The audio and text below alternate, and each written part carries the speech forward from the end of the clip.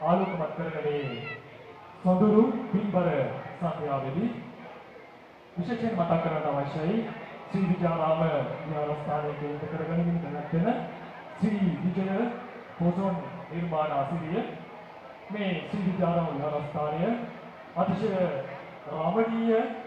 විහාර කර්මාන්තයක් බවට පත් කරමින් වර්තමාන ස්වාමීන් වහන්සේලා කරන නිවර අපි අතිශය ගෞරවයෙන් මේ වෙලාවේදී අගය කරගත්ත අපි මේ මොහොත මේ අවස්ථාව කරගන්න. එසේනම් මේ සොඳුරු ගී වියසිය පොසොන් වැටිගී සරණය ඊළඟට සරසන්නේ ශ්‍රී විජයාරාම විහාරස්ථානයේ